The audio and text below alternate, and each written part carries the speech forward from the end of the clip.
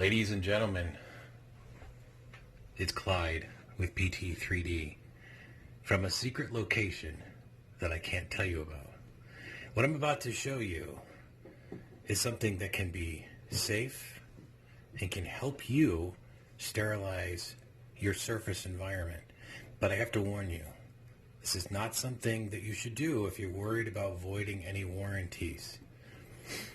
Today we're going to focus on the SteriPEN Classic 3. This one is ideal for what we're doing because, one, I have it, and two, because it has the pins located on the surface next to the acrylic, or next to the quartz sleeve. This makes getting to the posts fairly easy. Batteries are already in it. Not a big deal. It's the same setup as always. So what I want to make sure is that you know that, okay, you can do this with the batteries in, just don't hit the button. So number one, we rolled up a piece of aluminum foil, and we're going to roll that across the connectors, okay? This is going to simulate the water environment that these normally have. Hold on a sec, let me get this back in frame. There we go. And what it is because the water provides the conductivity necessary to interact with the two probes. We don't have water if we're doing this surface because we're doing this in the air, and obviously if we were able to get this to turn on in the air, then you have some ridiculous amount of, like, I don't know, humidity in your environment, so it's probably raining, and it probably wouldn't work either. So what we're going to do is we're just putting the aluminum foil around those posts to simulate it, and we're going to do a quick test to make sure the lamp turns on. We are putting it in the cap. This cap is working as a kind of a filter, so you're not going to, see that. Well, it's more to protect us than you because it's not going to hurt your eyes. So we got the lamp to turn on. So what we're going to do now is we're going to take this cover that we've modified, and this has been cut approximately just about 60%, so a little bit more than half of the cover has been cut. This is to optimize the reflection and to get the best amount of saturation using aluminum foil. Did do a test with the metal tape, and the metal tape did not quite reflect as well. I think it could work if that's what you have, but it doesn't reflect as well as the aluminum foil, so just keep that in mind.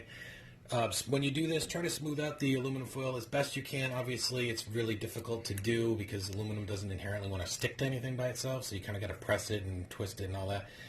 But you can do it. So now what we're going to do is we're just going to put this in. And once we have that in, we're going to turn it away from our eyes so we're not looking into the UV light, because that's probably not a great thing to do prolonged periods of time. So just kind of keep that in mind. You probably don't want to disinfect your eyeballs with this thing. So go ahead and we'll turn this on and get the lamp on. This is the first setting, which I believe is 40 seconds. And then the second setting would be for 90 seconds. So what we'll do is we'll get this in frame a little bit. So what you can do is use this as a surface decontamination. I hesitate to say sterilization because I'm really not sure without a lab testing germs and all that to see how much this is actually going to kill. But I would suspect that with the UV light and the fact that it does kill pathogens in water and bacteria in water, that it'll have a similar effect to increase the half-life and decay of any surface viruses, contaminations, bacteria. So basically just run it over that for like probably 15 to 20 seconds, both sides. When the lamp shuts off, then you'll know you hit 40 if you do it on the first setting. If you do it on the second setting, then it's going to be 90 seconds. So that was our 40 seconds. So another good application for this would be your mouse, your keyboard, maybe your workstation at work, your table, anything that you're putting your hands on or touching. I suppose you could probably take it to the grocery store and use it on a shopping cart too, but people might look at you funny. But anyway, this is a little bit of a, I guess I hate to use the word hack, but I guess this is kind of a hack for the Classic 3 SteriPEN. So this is something that you can do to help add to your arsenal of protective devices and PPE. Obviously there's no substitute for washing your hands. I hesitate to say hand sanitizer, but if you don't have it, I guess hand sanitizer is better than nothing. But just keep yourself in isolation for right now while we're doing this, and this is going to be one more thing in your arsenal if you've already got it.